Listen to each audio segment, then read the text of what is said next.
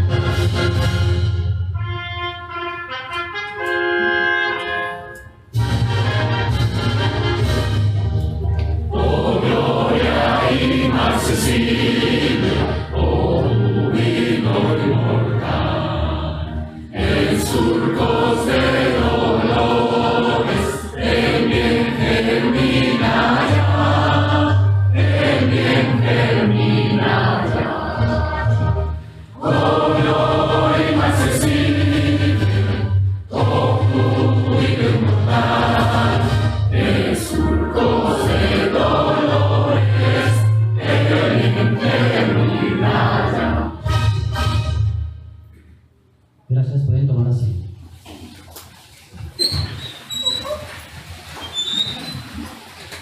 Doctora Marta Lucía Ospina Martínez, directora del Instituto Nacional de Salud, muy buenos días. Gracias por estar aquí en esta audiencia de rendición de cuentas 2017 del Instituto Nacional. Muy buenos días para todos. Gracias, Ricardo. Bienvenidos a esta su casa, el Instituto Nacional de Salud. Bienvenidos los que están aquí presentes, los que nos están viendo en las otras salas del instituto destinadas para esta rendición. 7 salas tenemos destinadas, las personas que nos siguen además por radio y por las redes sociales. Muy bien, doctora Marta.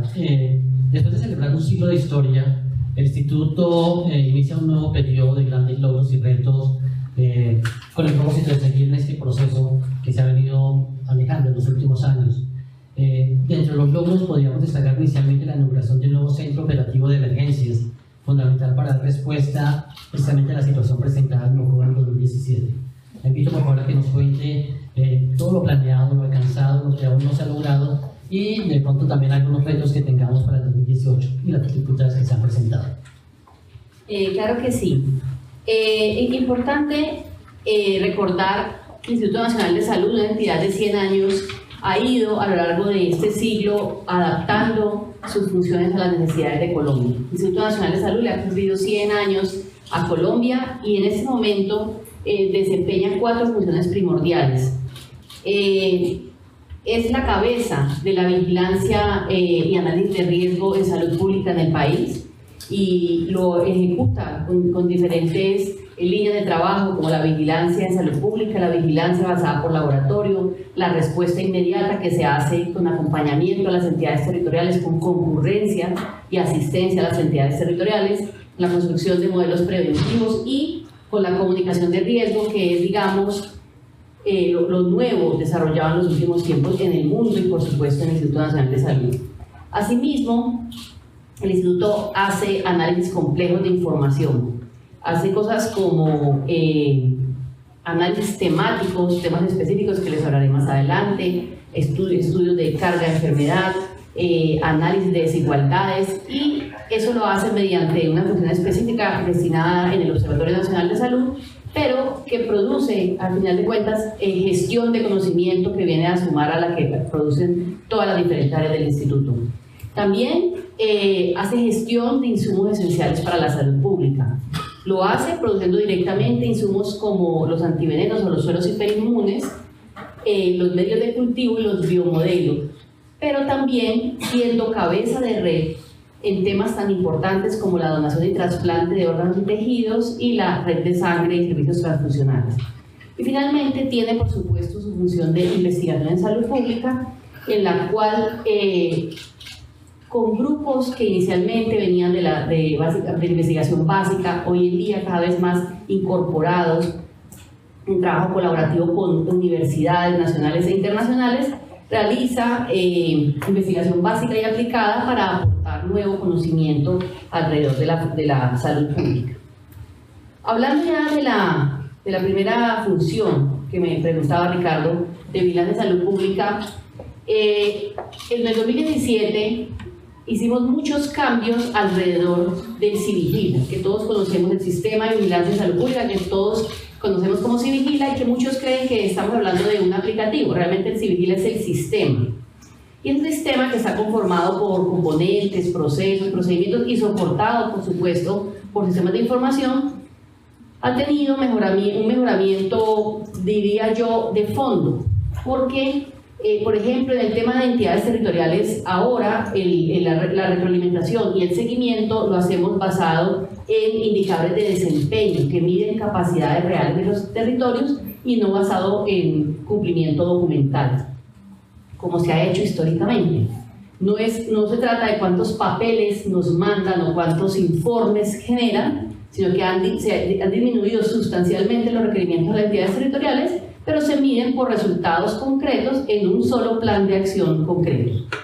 Eso también significa que modificamos la metodología para hacer unidades de análisis. Las unidades de análisis del pasado, o hasta 2016, ha sido en parte una carga impositiva muy complicada para las entidades territoriales. Entidades territoriales que terminaban haciendo, por ejemplo, 250 unidades de análisis con 250 planes de mejoramiento, que son imposibles de seguir en la práctica y manejables además en lo concreto para lograr resultados de una entidad territorial, y que llevaban a una entidad territorial a verse además acosada por entes de control en requerimientos basados en 250 planes, por ejemplo, que no llevaban realmente a beneficio de la población. La metodología entonces fue modernizada, utiliza herramientas mucho más ágiles, permite tener un consolidado en un tablero de problemas único por entidad territorial que genera un único plan de mejoramiento por entidad territorial, en el que van sumando las unidades de análisis, a las cuales además llegan un momento en que tienen un tamaño muestral que permite no hacer más unidades de análisis, porque lo que permiten los sistemas de vigilancia es conocer el comportamiento de los eventos que son diferentes a los registros estadísticos. Entonces, ese cambio, que es sustancial, nos ha permitido tener menos requerimientos a las entidades territoriales y medir realmente sus capacidades. En ese mismo sentido, revisamos y actualizamos 67 protocolos de vigilancia, siguiendo algo que el Ministerio se generó hace unos 2 años, que es el protocolo de protocolos, es decir, una metodología única y sintética que hace que todos los protocolos tengan una misma estructura e integren el componente de laboratorio y el componente de vigilancia basada en casos. Adicionalmente, tenemos en el Instituto Nacional de Salud un cuadro de mando de la vigilancia que permite la detección de comportamientos inesperados de los eventos semanalmente de manera temprana, de manera que genera una respuesta mucho más temprana, una alerta incluso a la entidad territorial que está teniendo el fenómeno y un acompañamiento más temprano a la entidad territorial. El Centro de Operaciones de Emergencia que usted mencionaba, Ricardo, yo les conté en la rendición de cuentas del año pasado que lo habíamos creado, construido como infraestructura, y es un gran avance para Colombia. El año pasado lo que hicimos fue crearle el contenido al Centro de Operaciones de Emergencia, es decir, todos los procesos y procedimientos, incluyendo la estructura orgánica que el instituto debe tener en situaciones de emergencia. Es así como todo el centro hoy en día opera con unos procedimientos predefinidos, meticulosamente calculados, que nos permite actuar de manera predefinida, digamos, ante cualquier situación anómala.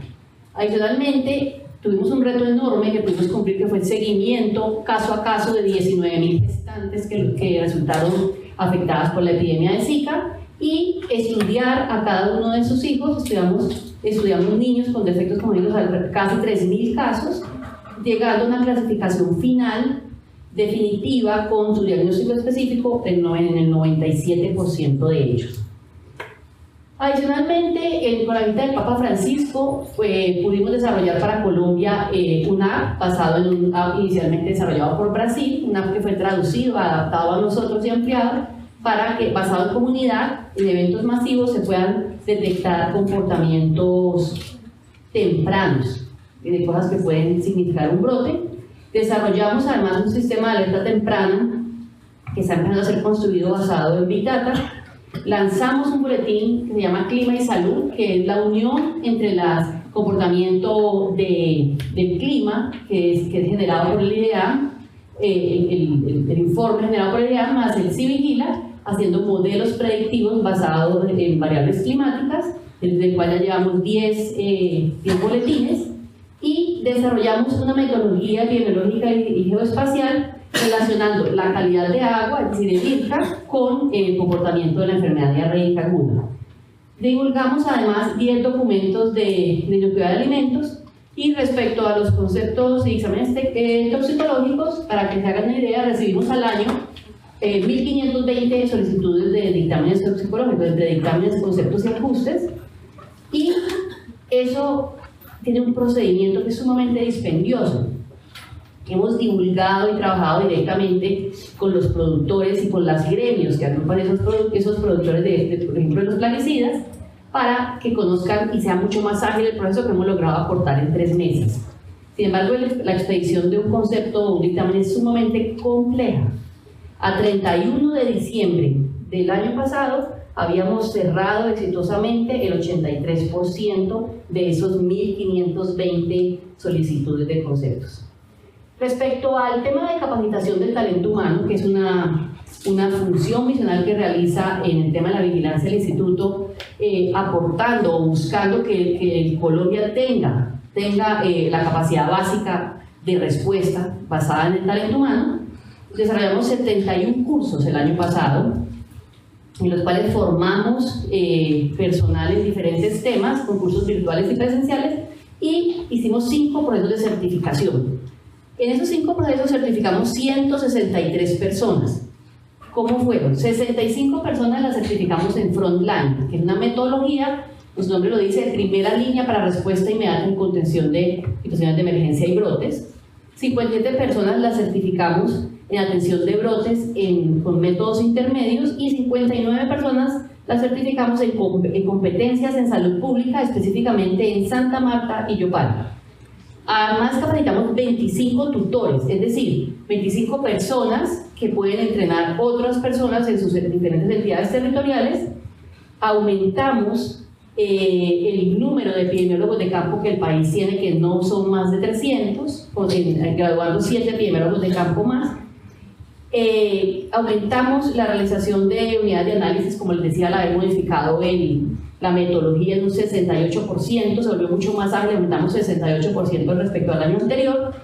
Diseñamos algo muy importante, que es el nuevo CIVIGILA, del cual les voy a hablar más adelante, en un proyecto interno que se llama INS 4.0, que es fundamental para la modernización en el nuevo siglo del Instituto Nacional de Salud, y capacitamos 65 auditores de EPS, personas que tradicionalmente no están fuertemente ligadas a los sistemas de vigilancia, de embargo fueron entrenados de manera básica como epidemiólogos de campo para que tengan ese ejercicio, además de la auditoría concurrente que hacen para las EPS, tengan esa mirada del epidemiólogo de campo. Esos fueron, entonces, sin ser exhaustivo, de una manera resumida, los logros en el tema de vigilancia en salud. Muy bien, doctora Marta. Antes de continuar, veamos la siguiente nota sobre el nuevo Centro Operativo de Emergencias del Instituto. En 2017, el Instituto Nacional de Salud inaugura su Centro Operativo de Emergencias, o INS, que entra en funcionamiento con la emergencia declarada en Mocoa. Desde el primer día, el Instituto activa el plan de respuesta e inicia una serie de acciones de vigilancia para mitigar los riesgos en salud pública derivados de la emergencia. Instituto Nacional de Salud vigila la salud pública en Colombia. Doctora Marta, dos preguntas que me quedan ahí sonando con lo que usted acaba de explicar. La primera es con relación a la capacitación del talento humano. ¿Se ha tenido solicitud o hemos tenido personas de otros países que hayan venido a capacitarse? Sí, Ricardo, claro. En la formación de residentes, es decir, los que estudian 2 años y terminan graduados como epidemiólogos de campo, hemos graduado 17 extranjeros. En la capacitación de personas que toman cursos de métodos intermedios o básicos, hemos capacitado más de 60 extranjeros que vienen. Tenemos unos casos excepcionales, digamos, de Estados Unidos, pero vienen generalmente de Centroamérica, Guatemala, Salvador, Costa Rica, Panamá. Tuvimos recientemente un grupo importante que mandó República Dominicana. Del sur tenemos Ecuador, Perú, Bolivia, Chile y Brasil en patología, y anteriormente, hace algunos años, teníamos personas de Venezuela. Okay. Y la otra es con relación a lo que se mencionaba en las alertas tempranas y del CIVIGILA 4.0, que más adelante comentaremos, es si eso ha permitido, gracias a este avance, ¿no?, de alguna manera, que esa detección temprana, como en el caso, por ejemplo, de San Andrés que estamos viviendo en estos momentos, haya sido gracias a estos nuevos avances en cuanto a tecnología y manejo de la vigilancia. Sí, el CIVIGILA Web, como les contaré, es uno de los grandes, digamos, progresos que veremos de manera efectiva en el 2018. Sin embargo, la modificación de la metodología y de los procedimientos en CIVIGILA hace que todo sea mucho más rápido, la alerta sea mejor, mucho más temprana, digámoslo, y el instituto pueda, a través del COE, reaccionar en la asistencia técnica, que inicialmente es obviamente virtual a la entidad territorial, y al monitorear nosotros la respuesta y no verla tan efectiva, o al verla insuficiente, o al ver que ellos mismos solicitan la asistencia, entonces viajamos de manera presencial. ¿Tenemos algo de vigilancia por laboratorio? Claro que sí. Dentro del mundo de la vigilancia en salud pública, una es la vigilancia basada en casos, que es lo que comentaba, pero la vigilancia por laboratorio es, digamos, la otra cara de la misma moneda. En apoyo a más de 30 eventos que tienen capacidad de ser vigilados por laboratorio, porque no los 106 eventos que vigilamos, no todos pueden tener vigilancia por laboratorio. De los 106 eventos, 30 inicialmente, y el año pasado ampliamos a algunos más, son vigilados de manera ordinaria por laboratorio. Para apoyar eso hicimos 151.829 pruebas de ensayos de alta complejidad en el Instituto Nacional de Salud, que es el laboratorio de referencia.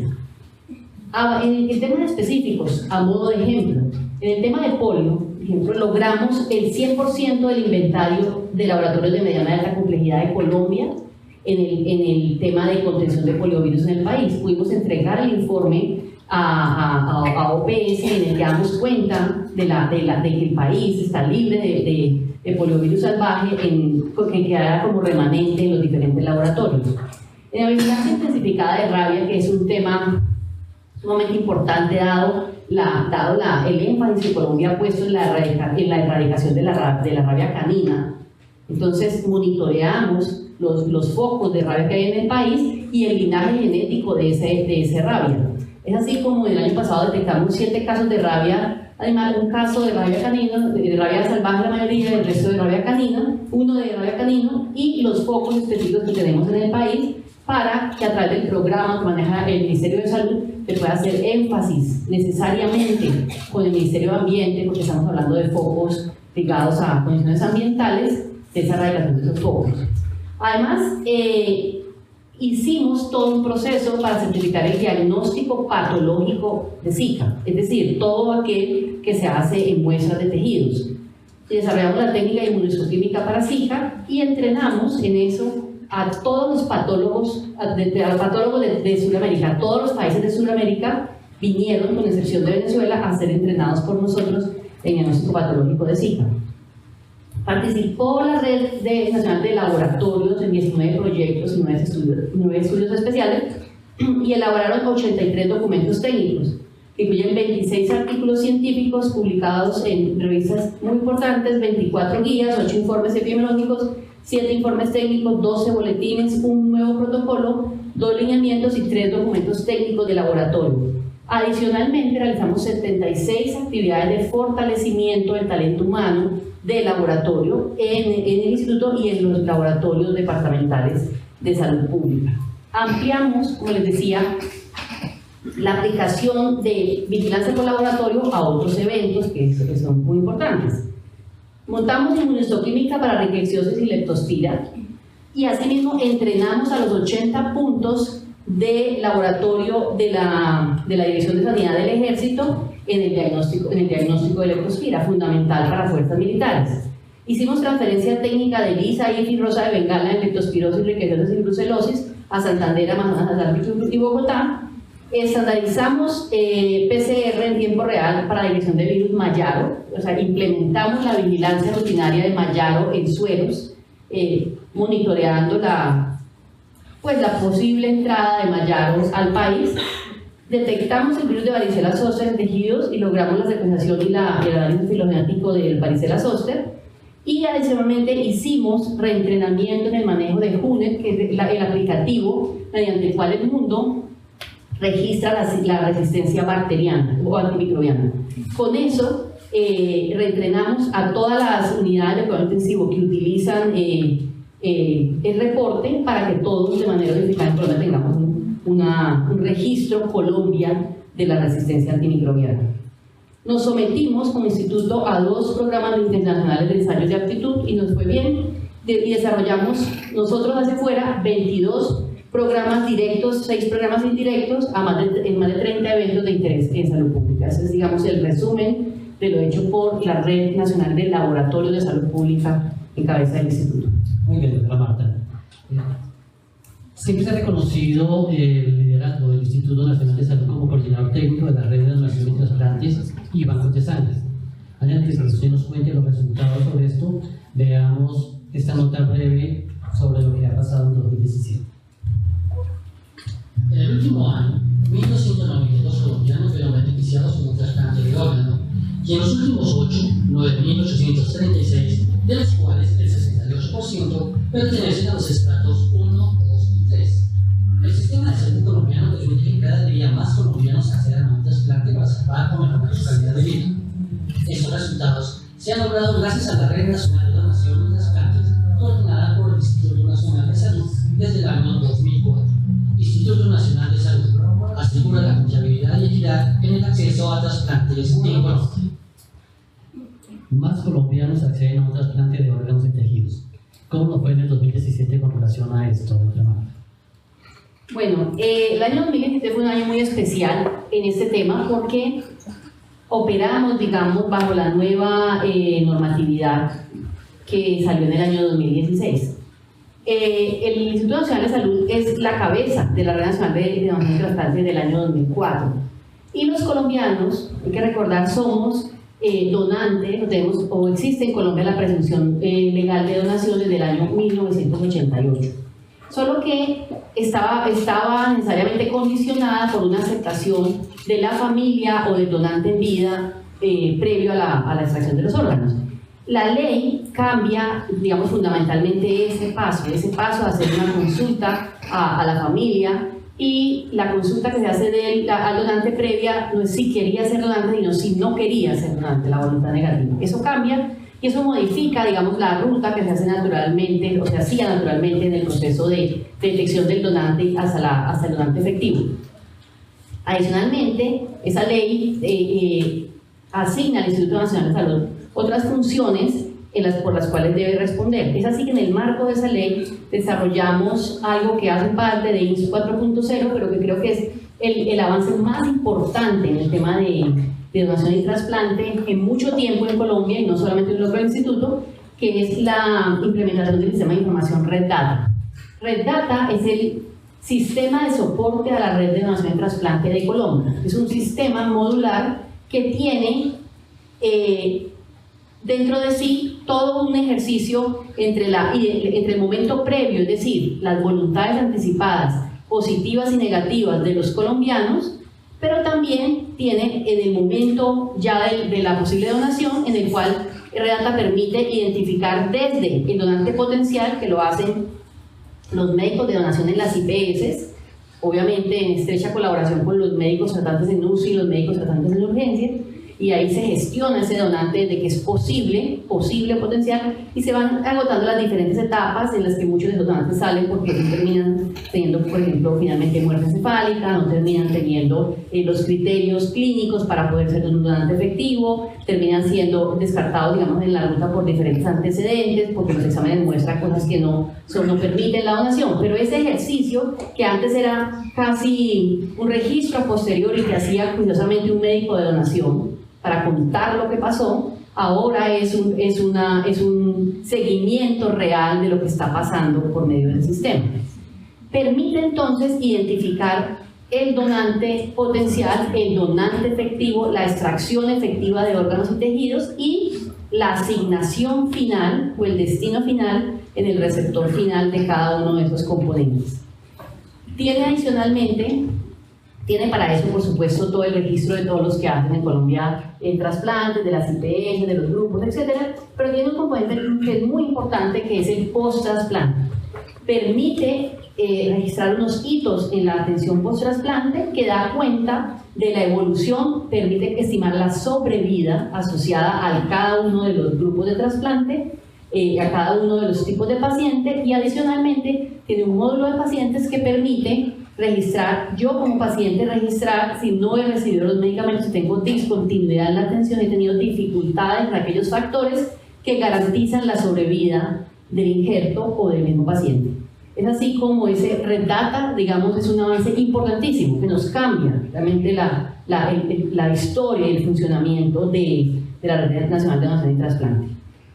Adicionalmente, gestionamos 193 urgencias cero y estados compasivos, tuvieron la distribución de los diferentes órganos. Tramitamos 63 solicitudes de expedición de conceptos por necesidad terapéutica para el ingreso a Colombia de precursores hematopoyéticos y 15 conceptos para el ingreso de muestras biológicas con fines diagnósticos para posibles receptores. Adicionalmente, atendimos 1.989 consultas de Registro Nacional de Donantes. ¿Qué quiere decir eso? Que 1.989 veces consultaron esas voluntades anticipadas. 1.989 veces se miró si una persona tenía una voluntad negativa. Quiero hacerles una salvedad, las voluntades negativas en Colombia no alcanzan las 1.000, mientras que voluntades positivas hay 160.000. Entonces, ese es, digamos, el comportamiento hasta ahora observado en los colombianos.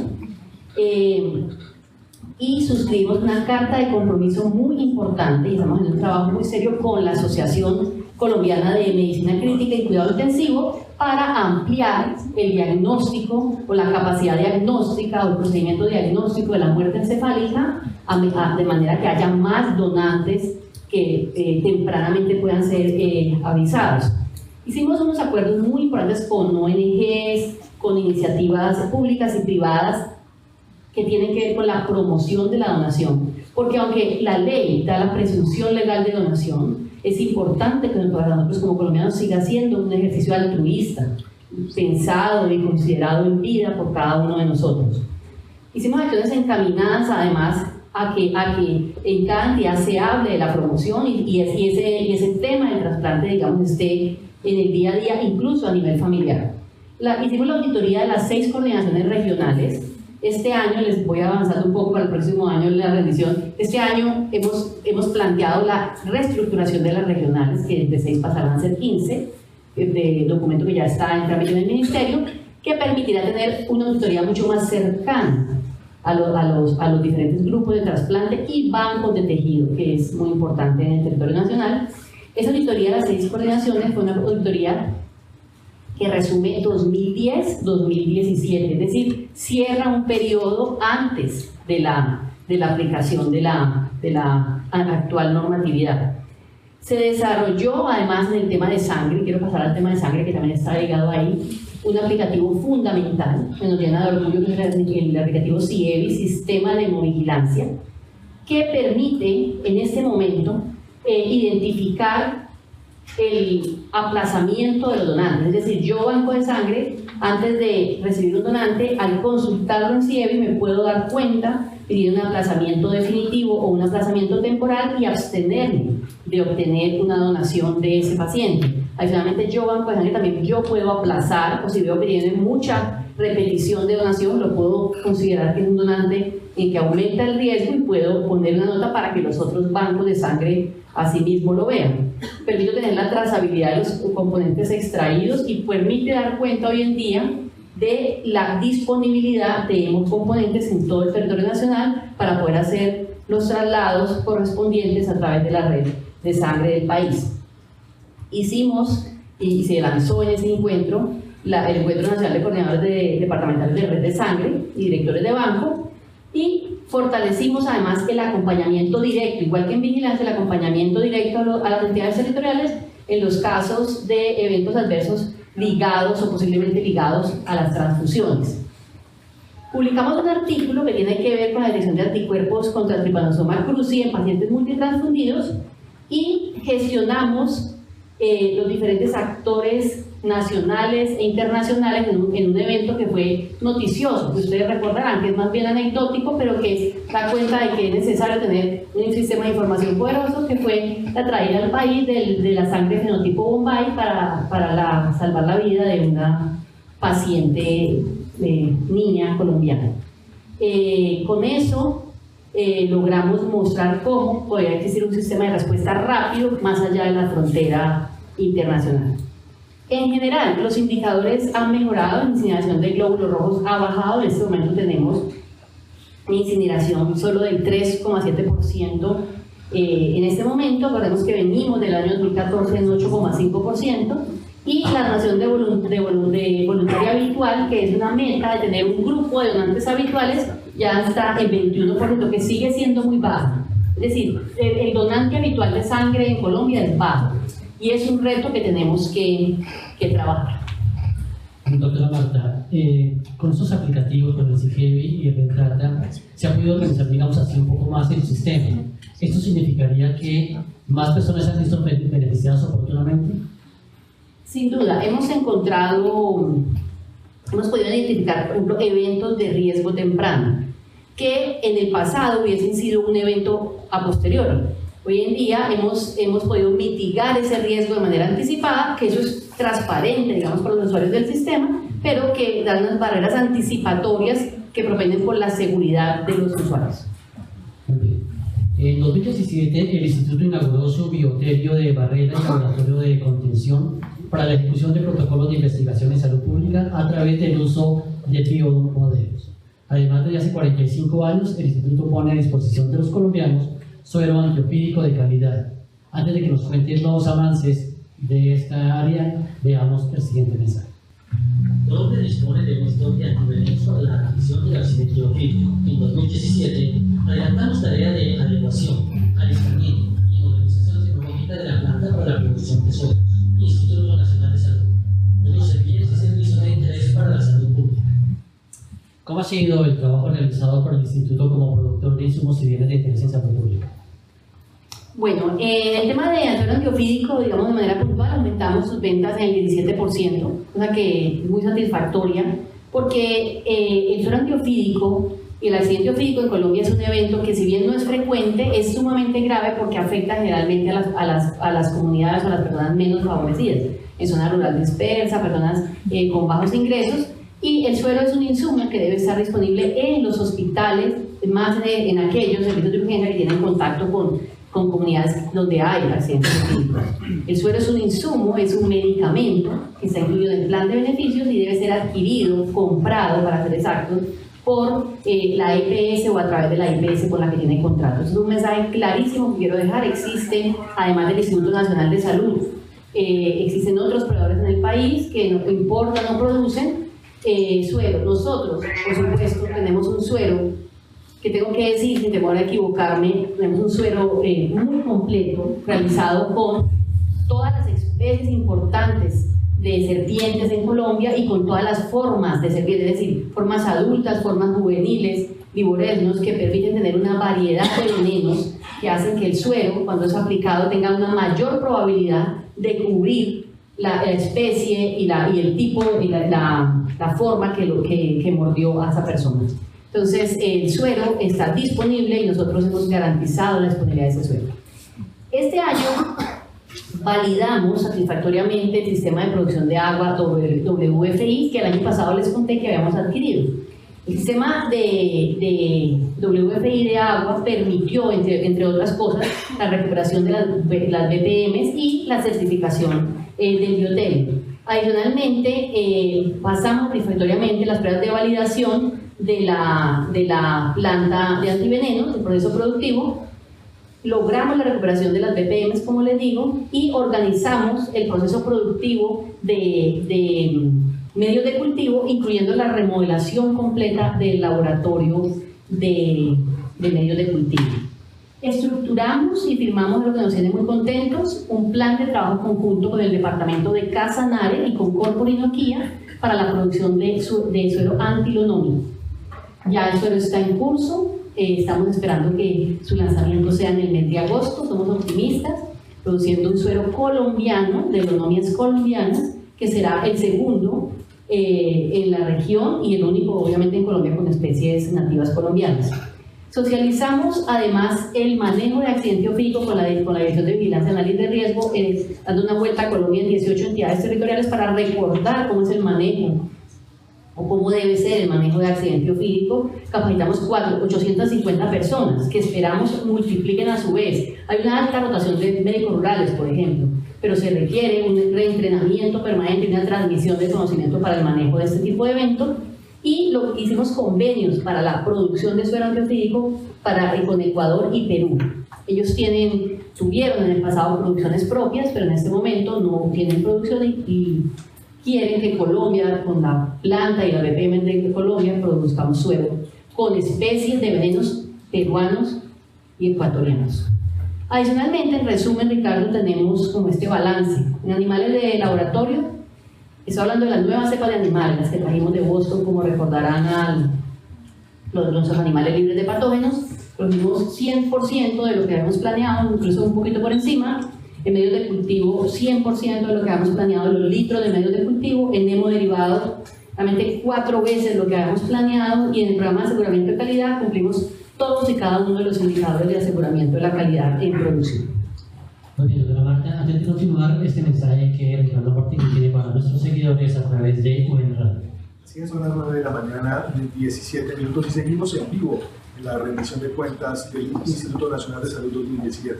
Los invitamos a dejar sus comentarios, preguntas u opiniones a través del hashtag numeral INSRindecuentas en @INSColombia. Muy bien, la generación de evidencia para la toma de decisiones en salud pública es función clave del Instituto. Durante 2017, el Observatorio Nacional de Salud presentó su informe sobre el impacto del conflicto armado de los colombianos. Estos colombianos más afectados por la violencia. Veamos la siguiente nota. En 2017, el Instituto Nacional de Salud publica informes sobre el impacto del conflicto armado en la salud de los colombianos más afectados por la guerra. Los resultados de este trabajo realizado por el equipo del Observatorio Nacional de Salud confirmaron que las zonas del país más afectadas por la violencia tienen los peores indicadores en salud, encontrando mayores tasas de mortalidad infantil y materna, así como una mayor concentración de enfermedades hereditarias por vectores, homicidios, suicidios y algunas enfermedades crónicas. Instituto Nacional de Salud genera evidencia para incidir en las políticas públicas. Muy bien, doctora Marta, ¿cómo fueron los resultados de este informe del observatorio? Efectivamente, en el año 2017 se realizó este informe llamado Consecuencias del conflicto armado en la salud en Colombia, que lo que hace es el análisis de una serie de tiempo sumamente larga de la última fase del conflicto armado en Colombia. Permitió encontrar, hacer unos mapas que vale la pena que los vean. El documento está publicado en la página web del instituto y creo que todos los colombianos debemos leerlo, por lo menos ver detalladamente esos mapas con interés general. Permiten identificar las zonas de Colombia que concentraron el conflicto armado y cómo los indicadores de salud, cosas que tienen que ver, por ejemplo, con las enfermedades crónicas, tienen unas enormes desigualdades entre una zona y otra.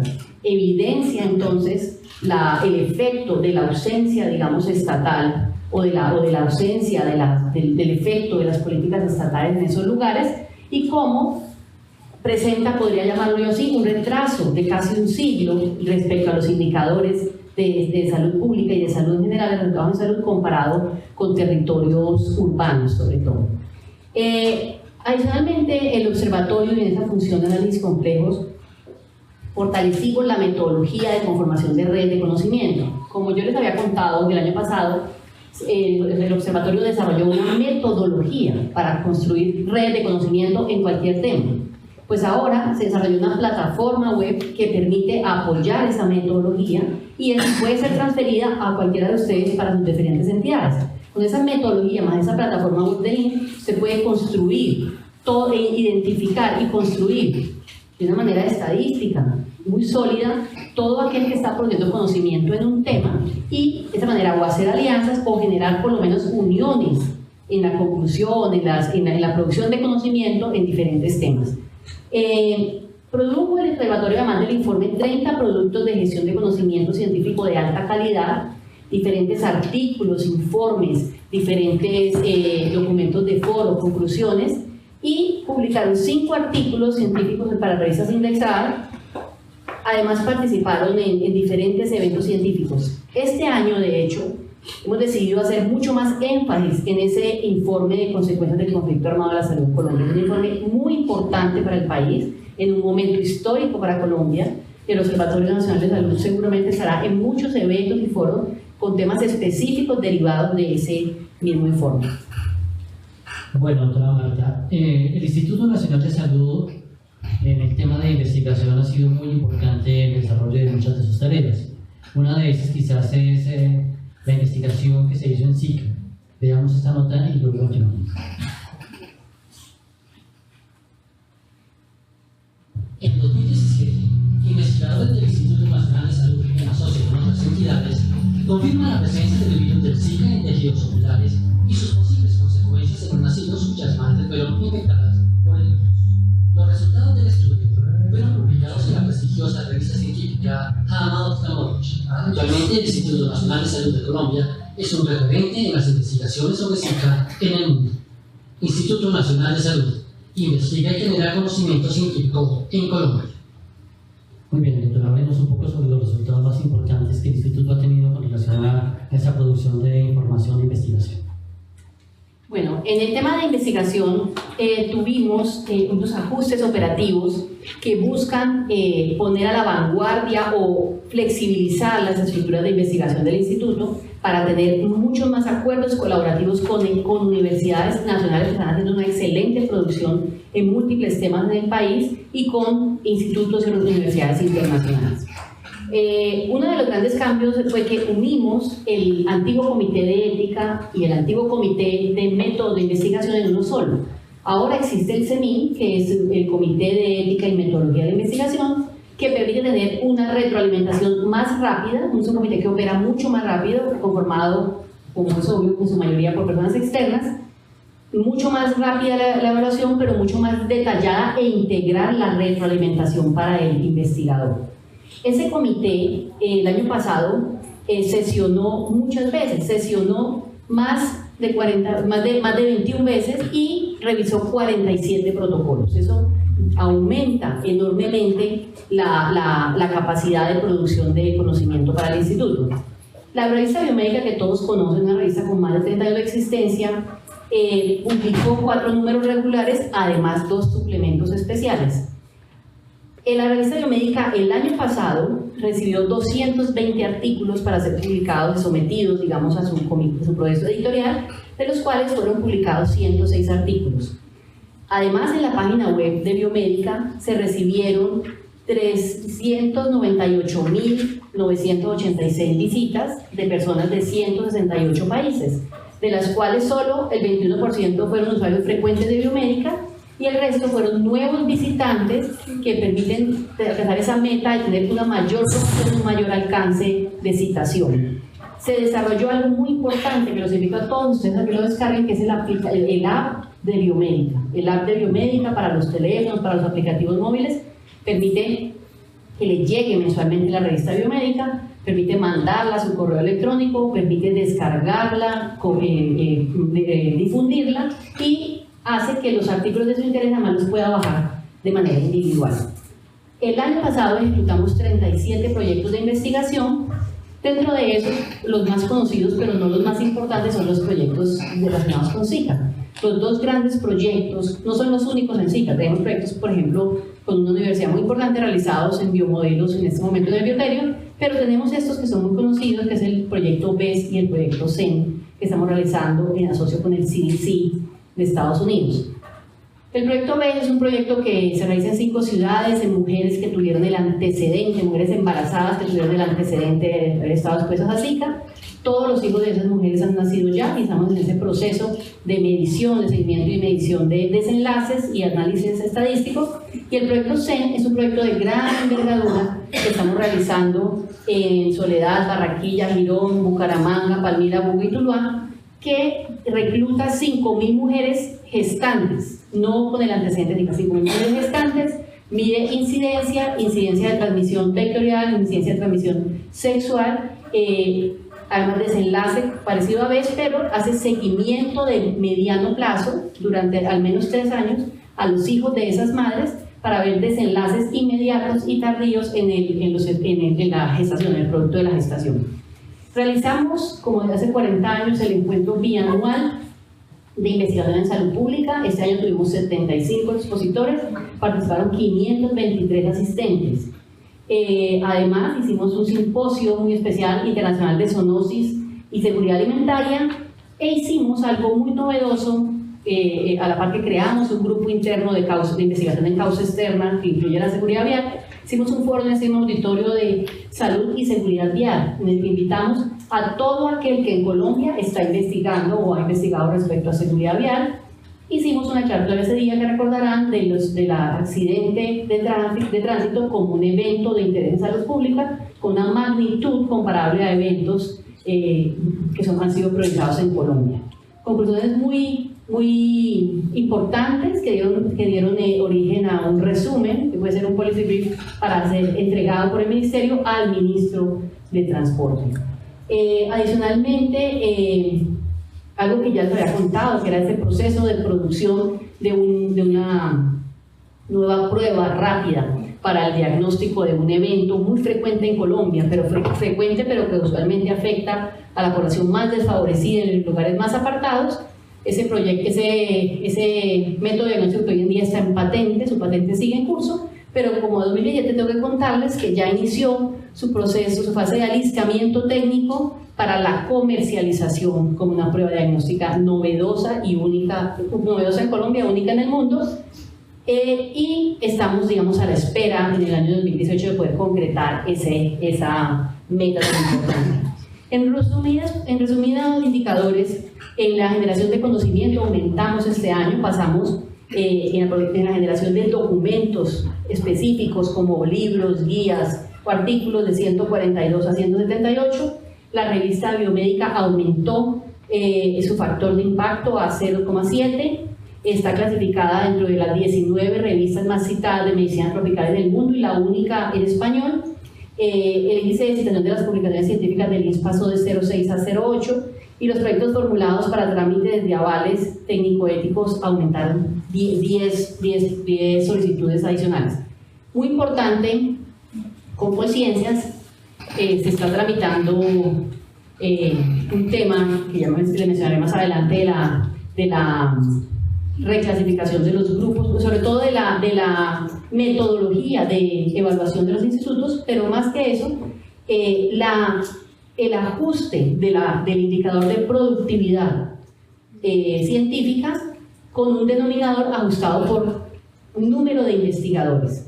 Porque en Colombia se están equiparando equivocadamente universidades, por ejemplo, con un grupo de investigadores enormes, 500, 800 investigadores, con institutos pequeños, más pequeños que el INSE, incluso que pueden tener 5 o 6 investigadores. Es importante entonces que la productividad científica esté ajustada por el número de individuos que investigan y hacen esa producción científica, tarea en la cual estamos con Colciencias. Quiero terminar con esto, y perdón. El Fondo Especial de Investigación es un tema administrativo, pero me parece importante mencionarlo acá. Hace 14 años exactamente, se creó mediante una ley el Fondo Especial de Investigación. El Fondo Especial de Investigación es una ventana, básicamente como si el instituto tuviera una ventanita por la cual pudiera recibir recursos externos de donación o de cooperación internacional. Recursos que entran por una ventanita, es decir, no tienen que dar la vuelta por el Ministerio de Hacienda y luego por la asignación al instituto, cosa que es no solamente dispendiosa, sino a veces imposible de hacer. Para poder que ese fondo operara, hicimos, y se lo presenté en la rendición de cuentas del año pasado, todo un ejercicio en el Congreso para que pudiera, mediante otra ley, ser normado ese fondo y pudiera tener la posibilidad de ser administrado directamente por el instituto mediante una fiducia. Pues lo que tengo para contarles este año, Ricardo, es que se realizó, se materializó ese ejercicio, se hizo esa licitación y firmamos entonces el 28 de diciembre el contrato con el ganador de la licitación, que es la fiduciaria Alianza S.A. Es entonces, así como ese fondo ya está operando y ya está recibiendo recursos que provienen de otras entidades como el Ministerio de Trabajo o de los cooperantes internacionales. Quería preguntarle, doctora Marta, si gracias a estos logros que hemos tenido, que se ha tenido el Instituto en la parte de investigación, se ha tenido de pronto una solicitud de apoyo en otras investigaciones o de trabajo de coinvestigación de otros países. Así es, ¿no? Yo puedo decir sin modestia que recibimos solicitudes casi todas las semanas de importantes universidades de Estados Unidos, obviamente de las universidades nacionales, prácticamente todas aquellas que hacen investigación en los temas en los que nosotros hacemos investigación, pero de universidades sobre todo de Estados Unidos, y hay 2 o 3 institutos del Reino Unido. Esos son los que más nos buscan para producir, inicialmente para que les suministremos información, pero ya hoy en día han entendido que nuestra dinámica cambió y nos buscan para ser coautores en proyectos conjuntos. ¿Tenemos algo de gestión de conocimiento antes de la parte administrativa? Ah, sí. Bueno, en gestión de conocimiento, lo que les contaba ya les adelantaba de los artículos producidos, tenemos en total 70 productos que durante el año 2017 podemos clasificar entre la gestión de conocimiento. 24 artículos científicos, 31 manuscritos que en este momento están sometidos a publicación, 8 informes o documentos técnicos especiales, 2 manuales o guías especiales, revisiones de evidencia, el capítulo de un libro y 3 diferentes publicaciones, 70 documentos que reúnen características como producción de conocimiento. Adicionalmente, en el tema de productos para apropiación, es decir, evaluación de artículos, jurados de tesis, conferencias magistrales, evaluación de proyectos, hemos participado en 232, dentro de los cuales hemos sido coautores o tutores o directores o codirectores de 45 documentos de grado, o sea, para optar por un grado. Bueno, podríamos decir entonces que ya terminamos esta primera parte, que es lo técnico, pero sí, precisamente teníamos pendiente el tema del INS 4.0. Hablemos un poco de eso. Bueno, esto es un resumen muy sencillo. Les decía yo que INS 4.0 es un proyecto muy importante. De hecho, es un proyecto que ahora es un eje transversal en el instituto, que tiene que ver con la modernización tecnológica o informática de procesos misionales del INS. Es así como INS 4.0 está conformado por 6 aplicativos misionales y 7 aplicativos de soporte administrativo, de los cuales no me voy a referir, pero que permiten que el INS tenga mucho más transparencia, control y cuidado en lo administrativo y que sea mucho más ágil y contundente en lo misional. Así es así como diseñamos el Civigila web, Civigila que espero yo en la rendición 2019 estarles hablando de eso que cambió, digamos, en la historia, en que es la aplicación del Civigila en el año 2018. Un Civigila totalmente web que puede ser interactuar en red y que además ampliará definitivamente su base de UPGs en el territorio y permitirá trabajo en red en entidades que tienen, por ejemplo, una cabeza central y varias sucursales. Y una cosa fundamental es que unificará algo que no existe en Colombia, que en el imaginario sí existe, pero en la realidad no, que es una base única de eventos. Realmente tenemos 106 bases de los diferentes 106 eventos. No existe una base única como la gente se imagina, de una sola base con todos los eventos de vigilantes. Eso no existe, nunca ha existido en Colombia. En la transferencia que hacemos a CISPRO, de hecho, es un esfuerzo enorme de pegar. Por eso el pegar solo se puede hacer de la cara A y no de la cara B, que tiene las particularidades de cada uno de los eventos. Este Civigila, en cambio, es una sola base de datos detrás de Civigila, alimentada por los diferentes eventos y administrada por los diferentes referentes, los cuales actualizan de manera directa y está siempre, digamos, actualizada al día. Obviamente tiene momentos de cierre, pero al día con lo que está pasando en todos los eventos en Colombia. Algo que no mencioné que es muy importante, ya el Civigila actual tiene una serie de visores. O sea, el Civigila actual ya permite en su plataforma ver incidencias, por ejemplo, en vectores, canales endémicos, desviaciones de comportamiento. Este, por supuesto, lo trae para todos los eventos. El Sistema Nacional de Laboratorio tiene también un cambio profundo. Tengo que decirles, para que se entienda sencillo, permitirá la trazabilidad de la muestra desde que sale del Laboratorio Departamental de Salud Pública hasta que tengo el resultado definitivo en el departamento. Y puedo hacer seguimiento igual que le hago a una encomienda que mando por una empresa. Puedo saber exactamente en qué laboratorio y en qué momento se encuentra mi muestra, y también puedo saber desde el día cero si mi muestra que envié llegó con la calidad suficiente de embalaje y de condiciones para ser procesada o no. El sistema Red Data, que ya les expliqué ampliamente, es el que soporta la red de donación y trasplante. El CIVICAP, que es el sistema que ya ha existido de vigilancia de la calidad de agua, tiene sobre todo un proceso de difusión, porque el CIVICAP está hecho para actuar conforme a la norma. Es decir, ¿quién utiliza el CIVICAP y quién genera el IRCA y los demás índices en el territorio? El departamento, no el Instituto Nacional de Salud. El Instituto Nacional de Salud vigila a quien vigila, es decir, el Instituto Nacional de Salud respecto al Sistema Nacional de Agua Potable o Agua para Consumo Humano, vigila a quien vigila los laboratorios departamentales que a la vez vigilan los laboratorios que hacen control de calidad de agua. Entonces ese CIVICAP tiene esas capacidades, tendrá unas alertas mucho más específicas, alertas como, ejemplo, le dirá, no puede generar el IRCA porque le falta tal y tal municipio por cargar en su departamento la información. Cosas que hoy en día no se veían y entonces quedaba básicamente como ese aplicativo no está funcionando, no puedo sacar ningún tipo de indicador. Es una función designada por la ley 715 a los gobernantes y el CIVICAP ajusta su funcionalidad y el sistema de alertas para que el gobernante pueda cumplir con facilidad esa función. El CIEVI, que también se lo mencioné, es el sistema de hemovigilancia, y el SSI es un sistema de información misional, pero interno del instituto, que permite sobre toda la dirección del instituto ver la productividad científica, desde la idea original, o sea, la elaboración de un protocolo, el sometimiento a CEMI, el tiempo que toma un investigador en hacer correcciones, la vuelta a presentar al CEMIN, la aprobación definitiva del protocolo, la aplicación a los diferentes grados, o sea, saber en qué van todos los protocolos, de modo que maximicemos la producción científica en el instituto. Doctora Marta, todos estos aplicativos, la innovación, IMS 4.0, Red Data, CIGEVI, eso requiere de hacer una modernización de sus equipos. ¿Cómo lograrlo en una época de austeridad del gasto?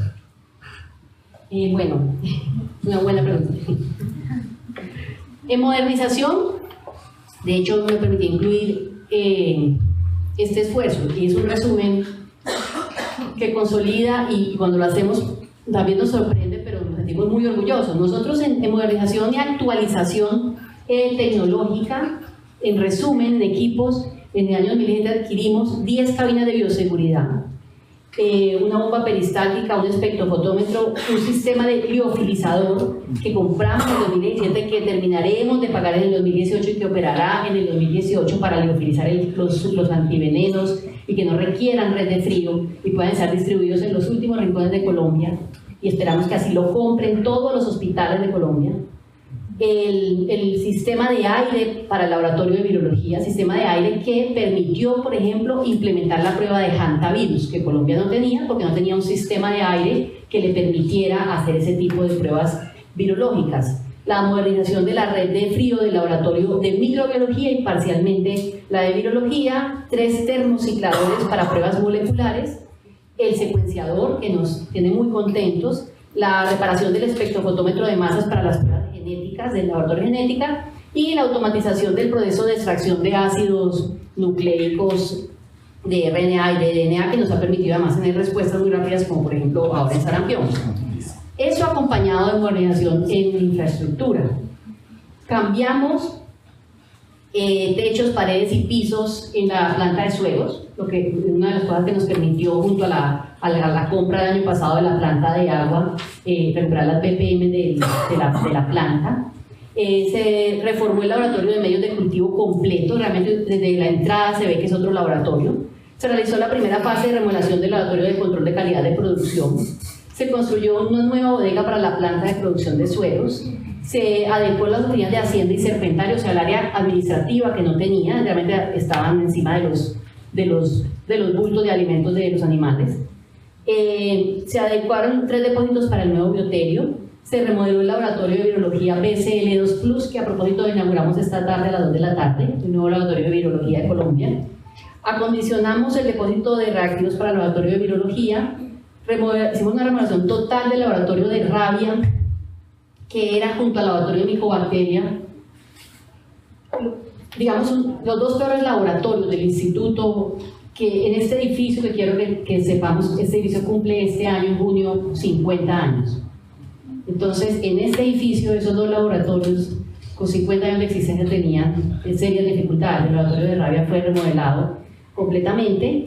Remodelamos el laboratorio de genética, remodelamos el laboratorio de morfología, hicimos la segunda fase de remodelación del laboratorio de fisiología, impermeabilizamos el techo que estaba crítico en algunas zonas con las filtraciones, pusimos y modernizamos, como para el 2018, el sistema de luminarias externas del instituto, y pusimos sensores en todo el instituto, lo que permite acabar con un mito de los corredores oscuros en la noche del instituto.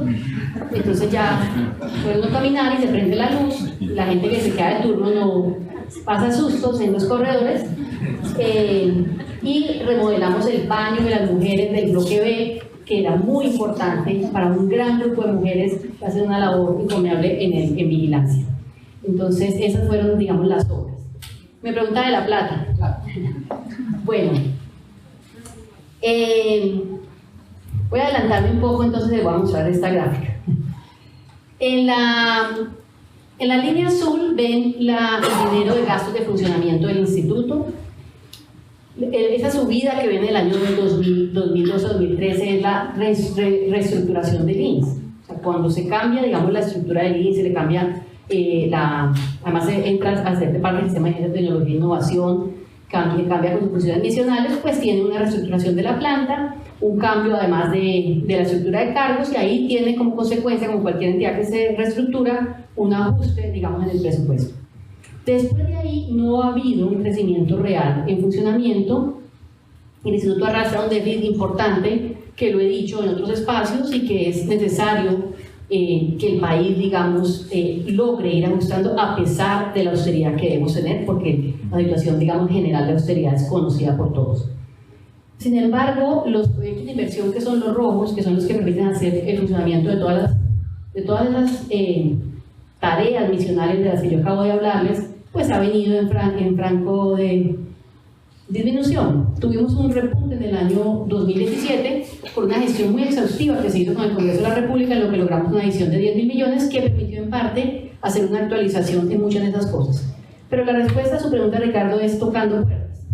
Hemos logrado tocar puertas de muchos cooperantes internacionales.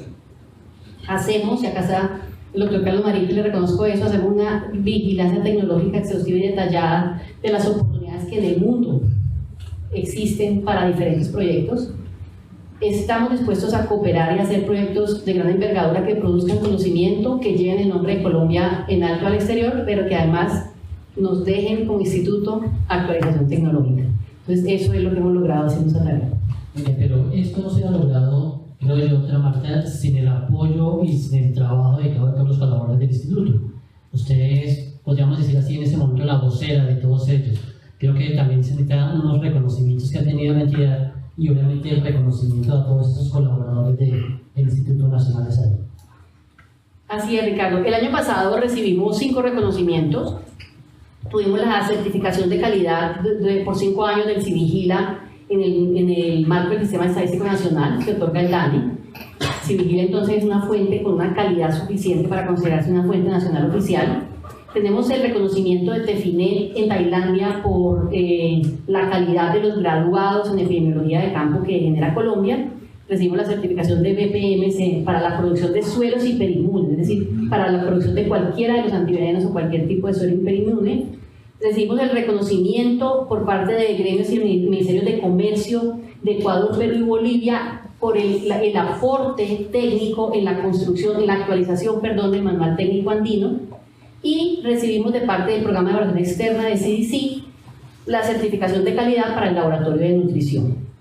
Como usted lo dice, yo soy una vocera, y esa rendición de cuentas es una vocería de un trabajo muy exhaustivo realizado en el 2017, y además es un resumen que seguramente no hace justicia a todas las cosas, pero definitivamente se debe al trabajo incondicional de todas las personas de este instituto, que adicionalmente en los últimos 2 años y mucho en el último año han retomado como diría yo, la alegría y el impulso por producir con el instituto y para que su nombre, digamos, siga en el nuevo siglo. Ya en el nuevo siglo que iniciamos se lleve el nombre en alto del instituto. Realmente ellos se merecen un aplauso.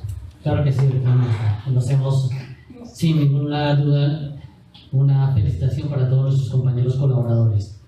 Terminamos esta primera parte, llamémoslo así, del informe de rendición de cuentas de 2017 en cuanto a la parte de las tecnologías y de los labores que se desarrollan. Entramos al siguiente capítulo, que es la parte ya presupuestal, y lo que mencionaba anteriormente, cómo se ha manejado ese presupuesto en época de austeridad y cómo se ve o cómo se proyectaría eso hacia el año siguiente. Pero hacia este año. Hacia este año, sí. La ejecución presupuestal de nosotros el año pasado fue una ejecución excelente, realmente. Tuvimos una ejecución del 99,09% de nuestro presupuesto asignado. Y como pueden ver en esa gráfica, pues es una ejecución que pasó del 94 al 95 y del 95 al 99,09. Eso da cuenta, digamos, del uso eficiente de los recursos hasta el último peso que nos es asignado, sin tener en cuenta además de los recursos, como le digo, que conseguimos con los cooperantes, que se ven reflejados sobre todo en la actualización tecnológica, principalmente en equipos, y en los equipos operativos de campo que podemos tener en proyectos tan grandes como CEN, en 7 ciudades simultáneamente en el país, gente que vive en esos municipios. Esta ya se la mostré, es la tendencia de la asignación presupuestal del INS. Son los resultados de FURAC, que no tienen en este momento resultados, y hubiéramos querido tenerlos como manda la ley para este año, pero FURAC no ha entregado los resultados del año 2017. están próximos a salir, entonces digamos que quedan como una tarea pendiente para la próxima rendición. El año pasado les mostré que solamente tenían, todo había mejorado, faltaba por hacer unas mejoras en el tema de servicio al ciudadano y de gestión documental, con los temas que esperamos haber mejorado este año. El plan de austeridad en todo hemos mejorado, excepto en 3 temas, como nos dice este cuadro. Hay uno que es particular que quiero agotar primero, que es el tema de vacaciones, y es que el Ministerio de Hacienda dio una directriz de pagar las vacaciones por un rubro que se llama indemnización de vacaciones. Digamos que ese rojo es un artificio administrativo en el cual por una directriz del Ministerio de Hacienda se cargan un pago de un servicio a otro rubro administrativo autorizado por el Ministerio de Hacienda. Los otros 2, en cambio, tienen que ver con la operación del INSS. El tema de combustible, el tema de servicios públicos, tienen que ver precisamente con la operación permanente e ininterrumpida de nuestra planta de sueros y de nuestro biotel. Desde el momento en que empieza la producción, ellos tienen pues enormes calderas que consumen a CPM, por lo tanto nuestro tema de combustible no es de vehículos, es de las calderas del instituto. Y el otro tema de servicios públicos tiene que ver con el consumo de luz del biotelio, que gasta 100 millones de pesos mensuales en luz.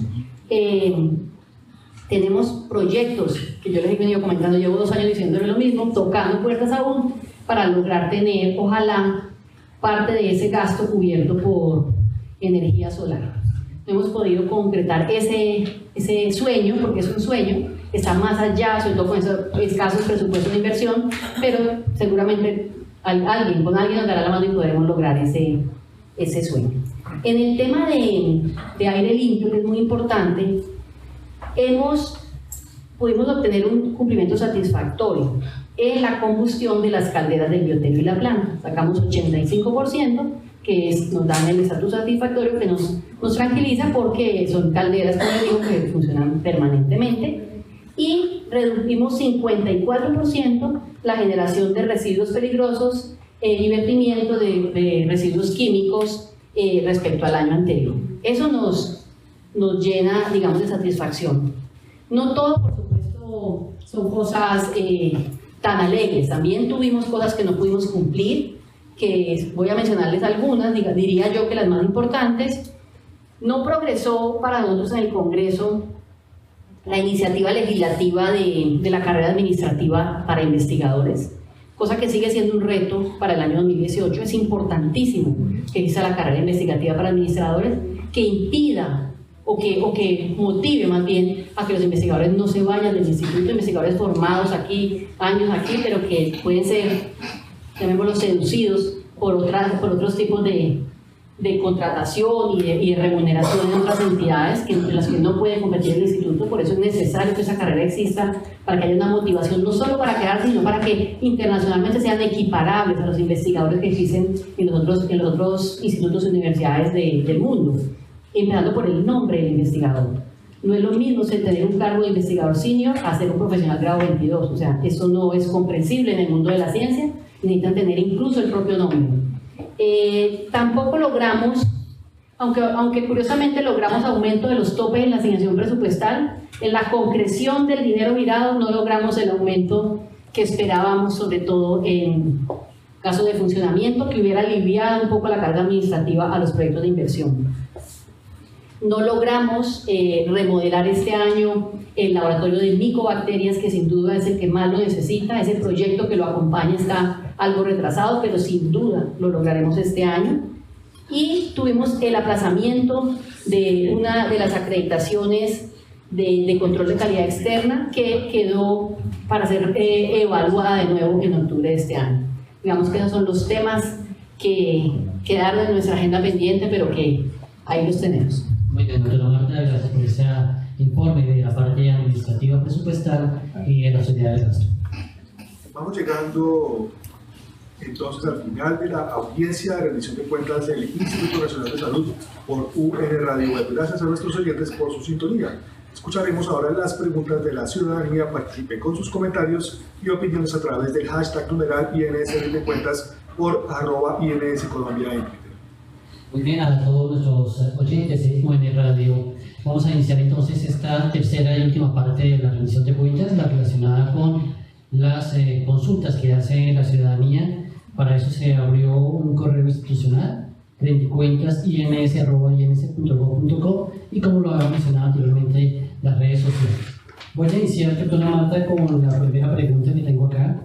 El señor Iván Ramos pregunta a través de rendicuentas.ins@ins.gov.co. Al buscar información en Civigila sobre enfermedades no transmisibles como diabetes mellitus 2, obesidad, dislipidemias, hipertensión, hipertrigliceridemia, ¿no existen datos desde 2015 hasta ahora? Sí, es una buena pregunta, pero tengo que darle a quien nos pregunta, a los ciudadanos, una respuesta más integral. Los países tienen sus sistemas de información de la manera más eficiente, digamos, los dividen de la manera más eficiente. Los sistemas de vigilancia no son los sistemas óptimos para vigilar, por ejemplo, enfermedades crónicas. No son en cambio ideales para vigilar eventos de causa externa o eventos emergentes agudos, dentro de ellos por excelencia las enfermedades transmisibles, aunque no las únicas.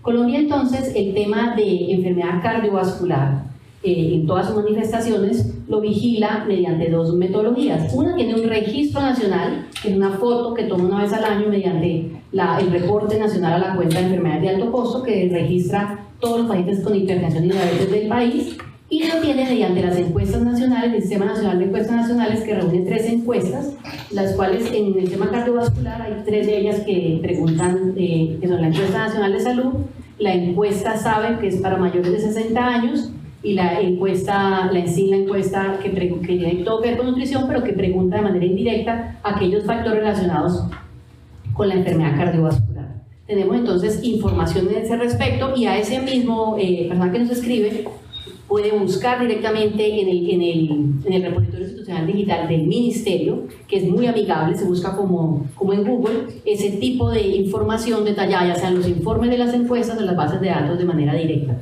Si requiere información o orientación para utilizarlo, también podemos nosotros orientarlo cómo se utiliza esa información. Bien, entonces recordamos la dirección electrónica de la página del Ministerio, www.minsalud.gov.co, y buscar ahí en la página del repositorio institucional digital y encontrar toda la información. Vamos a permitir la participación de las personas que nos acompañan acá en el auditorio y las preguntas que nos llegaron por redes sociales, y por correo le daremos respuesta por el correo institucional a cada uno de ellos. Entonces abrimos en este momento espacio para preguntas de las personas que están asistiendo. Por cuestiones de tiempo vamos a hacer solamente 3 preguntas. Iniciamos la primera, por favor, en la pantalla. Gracias. Un minuto ya te pasan el micrófono. Muchas gracias. Buenos días a todos, doctor Hanna. ¿Cuál ha sido la respuesta del Instituto ante la emergencia sanitaria declarada por el posible abastecimiento de antivenenos en el país? Gracias. Bueno, buena pregunta. Primero quiero que dar como un poco de claridad respecto a la emergencia sanitaria por desabastecimiento de antivenenos. Las plantas productoras de sueros hiperinmunes tienen una norma, digamos, tenían una norma bajo la cual se regían, y la entidad, digamos, que las vigila o las visita, que es el INVIMA, se regía por esa norma. Esa norma es una norma muy antigua, bastante antigua, de la OMS, que es el informe 32. Eso es un documento muy grueso que tiene todos los detalles de las cosas que debe tener una planta, pero quiero ser clara, no hablaba de plantas de suero, sino de fármacos, de las plantas de producción de fármacos. Entonces, el INVIMA dio una serie de plazos después de que ese acuerdo 32 salió, y empezó a hacer ese tipo de visitas a las plantas que en Colombia producían fármacos, por un lado, pero también a las que producían sueros. Las plantas que producían, no solamente el INS, sino otra planta que produce eso, no cumplían ese tipo de estándares que son sobre todo para la industria farmacéutica. Es así como esa pérdida, digamos, de permiso para producir hizo que primero la otra planta externa al INS y luego el INS perdieran, digamos, su permiso para producir. Ante una inminencia de desabastecimiento, porque las plantas estaban cerradas, entonces el Ministerio generó una emergencia en salud pública por riesgo, no porque hubiera por riesgo de desabastecimiento, que permitía producir suero en condiciones especiales, es decir, un poco libre de esos requerimientos tan exhaustivos, mientras al mismo tiempo el Ministerio sacaba la normativa especial para plantas de sueros hiperinmunes, separándola de la farma. Ese camino fue muy largo de producir esa normativa que ya hoy en día existe, y con eso entonces, además de la actualización tecnológica del INS que era necesaria, como la planta de agua que tuvimos que comprar, que fue muy importante no solo para la planta, sino para el bioterio WFI, nos permitió recuperar las BPMs. Pero antes de recuperar las BPMs, produjimos suero. Produjimos en el marco de la emergencia sanitaria, desde el 15 de septiembre del año 2015 hasta los primeros días de marzo, mediados de marzo del año 2016, 47.000 viales de suero antiofídico polivalente, que es la producción que necesita Colombia entera para un año. Eso hicimos en respuesta. Muchas gracias. ¿Alguna otra pregunta, por favor? Acá adelante, por favor. Buenos días, doctora Marta. Felicidades por su gestión en el instituto, primero que todo. Y quiero hacer una pregunta. Probablemente va a aplicar para todos los eventos de notificación del Civigila, pero me voy a referir a uno que es el de desnutrición aguda en menores de 5 años. Sabemos que el evento es el 113, uno de los que hace poco se notifica, o 112, morbilidad por desnutrición aguda en menores de 5 años, es recientemente vigilado. Incluido. Sabemos también que en 2015 la desnutrición aguda en menores de 5 años incrementó a lo que teníamos en 2010, de acuerdo a los resultados socializados por el ministro Alejandro Gaviria. Es probable que con la puesta en marcha de Civigila Web de INS 4.0, los eventos de notificación por desnutrición aguda se incrementen, con lo cual las acciones de política, además de la aplicación de la resolución 5406 del Ministerio de Salud, se ponga en marcha todavía más de lo que en este momento está aplicándose, y de esta forma las acciones de los institutos, particularmente el ICBF, que está en lo relacionado con la prevención de la desnutrición, tenga más fuerza o se fortalezcan esas acciones por un incremento de las notificaciones, particularmente en este evento. Bueno, esa es una pregunta compleja, pero muy interesante, muy a la orden del día. Varias cosas. La ENSIN, recordemos que esta ENSIN tiene una novedad muy grande, que es una ENSIN con enfoque en determinantes sociales de la salud. O sea, la primera ENSIN fue una encuesta descriptiva netamente para que veía morbilidad con enfoque de morbilidad. La otra ENSIN tuvo un enfoque de factores de riesgo, y esa tiene un enfoque de determinantes sociales de la salud, es decir, que liga los resultados encontrados a condiciones sociales que determinan la desigualdad, tener mayor o menor probabilidad de tener ese resultado. Entonces, ¿por qué digo eso? Porque ese en sí no solamente nos da lo que estamos acostumbrados a ver, que son índices de nutrición. Que a propósito, hago un paréntesis, yo recuerdo mucho que en las presentaciones que hicimos de la ENSIN, no solo en el lanzamiento, sino por todo Colombia, siempre dudamos un poco del dato de nutrición aguda, y sé que ya hay una revisión y habrá próximamente un relanzamiento de ese indicador particular. Pero aparte de eso, digamos que es una nota al margen, entender además ese fenómeno que está ligado a tener ese resultado es lo clave, porque nosotros no es actuando sobre el daño que podemos modificar la fábrica del daño. Entonces, si nosotros logramos, como sector salud, yo sé que la mayoría que están aquí son del sector salud, pero los que no son también, de paso les doy esta razón. Si nosotros como sector salud no logramos convencer a los demás sectores, que es con la inversión social y la modificación de las condiciones de vida y de las oportunidades de las personas, que vamos a lograr los resultados en desnutrición, que son solamente la punta del iceberg, la consecuencia de, si no logramos eso, no habremos logrado nada. Entonces, el Civigila Web, sin lugar a dudas, nos van a aumentar no solo este evento, todos. Tenemos que decirlo hasta el cansancio, porque no quisiéramos mañana tener una epidemia de todo, como pasó cuando introdujimos PCR en tosferina. De hecho, yo tuve muchos medios, hay que mostrar la epidemia de tosferina, no teníamos epidemia de tosferina, es que cuando uno mete una prueba molecular que compite con una prueba de anticuerpos tradicional, pues obviamente aumenta el diagnóstico, no hay más casos, se ven más. Entonces eso va a pasar con el Civigila Web, pero si no va de la mano con la sensibilización de los otros sectores, no lograremos, como dices, la modificación efectiva del desenlace, que es el evento. Doctora, disculpe, al auditorio nos acaba de llegar una pregunta de las personas que se están siguiendo la transmisión por otras salas. Dice, ¿el instituto está preparado y ha desarrollado alguna estrategia para la producción de nuevos productos patentables? El instituto está trabajando, pues desarrolló una metodología, de hecho con un asesor externo, experto en eso, porque no somos expertos en innovación y sobre todo en materialización de la innovación, una metodología o una ruta para hacer innovación. Tema no tan común tampoco en el país, digamos, no somos un país que materializa innovación. Entonces, ese camino lo estamos caminando de manos de un experto externo que es un asesor externo del instituto. Yo pienso que el curso lo estamos haciendo con esta primera patente de esta prueba rápida para un evento de gran interés y coronando, digamos, este primer producto, podremos por esa misma ruta seguir ese camino. Sin embargo, hay algo que cambiar al interior. Tiene que ver con esa mentalidad. No existe. Y el instituto tuvo, digamos, unos defectos en la reestructuración, uno que ya ha sido llamado a la atención por el Consejo de Estado, en el cual nos obliga a tener una reestructuración para crear unas áreas administrativas que pues, no quedaron y son mandatorias por ley. Pero en el marco de esa misma reestructuración seguramente habrá que hacer algunas cosas, no muchas, en las áreas técnicas. Una de esas tiene que ver con entender que la innovación no es un tema de un área, ni existen áreas para eso. Es un resultado o consecuencia final de la acción de investigación de cada uno.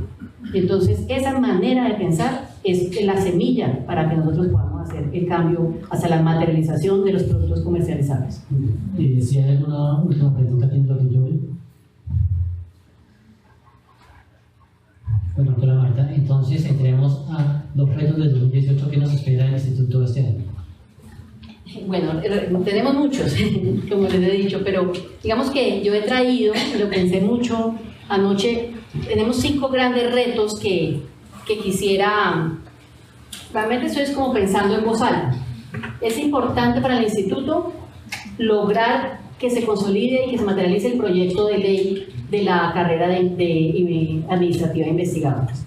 Es fundamental por todo lo que les he mencionado, es fundamental para nuestros investigadores, que son mucho más allá de la gente que trabaja en la dirección de investigación. El instituto en su naturaleza es un instituto de investigación.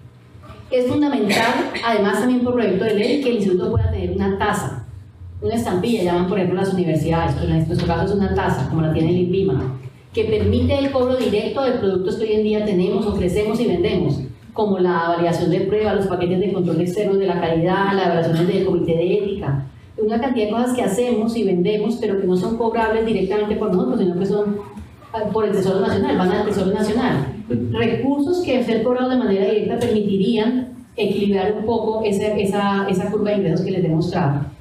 Necesitamos también adquirir el estatus de institución educativa. Así como lo oyen, queremos ser institución educativa y estamos haciendo todo lo necesario para hacerlo, porque nosotros formamos gente aquí. Yo me atrevo a decir que la mayoría de doctores en ciencias que se han graduado en este país han rotado por esta entidad, vienen aquí, estudian sobre todo por ejemplo el primero de campo de otros países y terminan siendo certificados por sus propios institutos y no por nosotros. Tenemos las características y las competencias y es un camino que estamos caminando decididamente con el Ministerio de Educación. Debemos producir los demás antivenenos, no solamente antilonómico, no solamente antiofídico, también antiarácnido, antialacrán. Es necesario para que los colombianos que exista esa posibilidad, esa oferta nacional con venenos nacionales. Y debemos necesariamente, creo que se lo dije todo ya. Sí, esos son los 5. Esos son, digamos, los 5 grandes logros importantes. Por supuesto, tenemos que concretar, como les digo, la remodelación del laboratorio de micobacterias. Gran reinauguración, se lo merecen, es un área crítica en el instituto. Y tenemos que culminar con éxito los enormes proyectos de investigación que estamos llevando a cabo. Pues, doctora Marta, esperamos que en la rendición de cuentas del próximo año podamos dar resultados satisfactorios y favorables de estos retos de 2018. Muchas gracias por su presentación de esta rendición de cuentas del año 2017 y todos los logros alcanzados hasta el momento y lo que nos espera más adelante. Muchas gracias a todos. Muy bien, agradecemos de igual manera a todos los asistentes a cada auditorio, a las personas que nos siguieron en directo vía streaming y a través de UN Radio. Igualmente agradecemos a todos los colaboradores del Instituto y del Ministerio de Salud por la realización y la producción de este evento. Y un servicio social antes de despedirnos, y es que, siguiendo con la política de acceso a la información en el marco de la Ley 1712 y la Ley 1618 de 2013, goce efectivo de derechos de las personas con discapacidad, esta rendición de cuentas será accesible para personas con limitación auditiva del país la primera semana de abril del año en curso a través de la página web del Instituto www.ins.gov.co. Es importante eso, no dije eso, entre tantas cosas. Nosotros ampliamos nuestro servicio en la página web para personas con limitación de señas. Quiero darle un agradecimiento especial a las personas del ministerio que vinieron como siempre, todos los años a apoyarnos en esta audiencia, rendición de cuentas, y quiero pedir un aplauso para todos los colaboradores del instituto que nos están viendo desde las demás salas. Muy bien. Gracias.